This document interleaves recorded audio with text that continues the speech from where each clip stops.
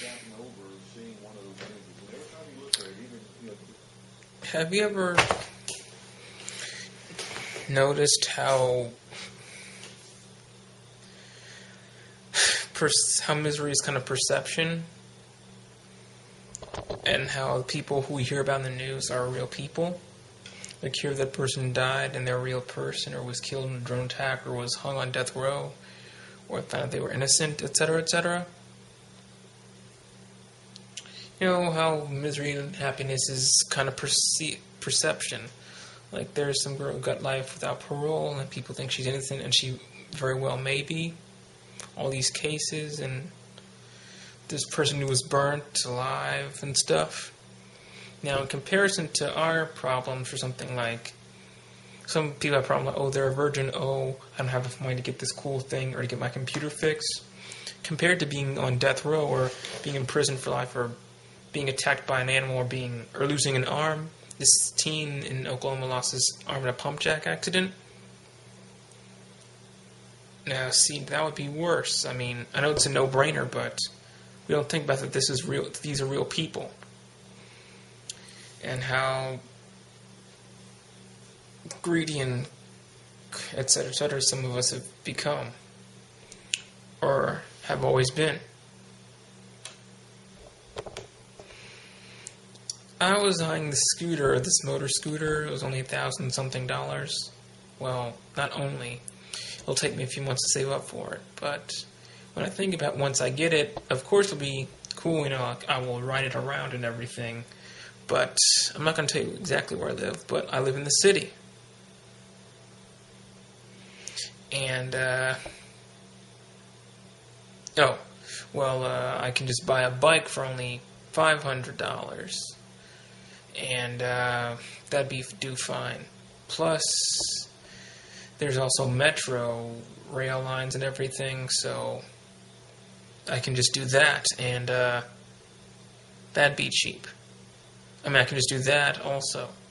Well, I do the metro, but I guess for fun, like, I can ride around downtown in a bike. I don't necessarily need a moped or motor scooter immediately.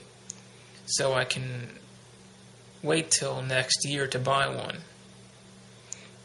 Or years from now. You know. Just save up. I'm not going to tell you exactly how much I get per month, but a few hundred per month. So, since I don't really need it, but why at first did I think I did? Yes, it looked nice and everything, you know, it's fairly cheap, but these are Taiwanese things are going to be here tomorrow and for a few months, well, years. How can we have this impulse that as soon as we get a bunch of money, we spend it? Especially if we have disposable income, you know, stuff that we can actually spend for fun. Which is my case.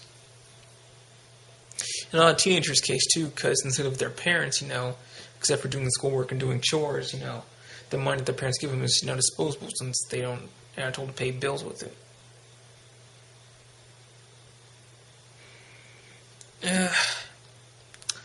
I really am looking at why most well-intentioned people don't do enough. Most well-intentioned people do virtually nothing, including myself. But it first starts with me, I guess, seeing what's out there and what needs to be done and how I can help. And that's not as easy as I thought either, but I'm learning. So once I see what needs to be done, I need to go about how I have to do it and understand that I need to make sure that I'm any help to these people. I'm not rich, so forget about paying for lawyers' fees or anything. And I'm not a doctor.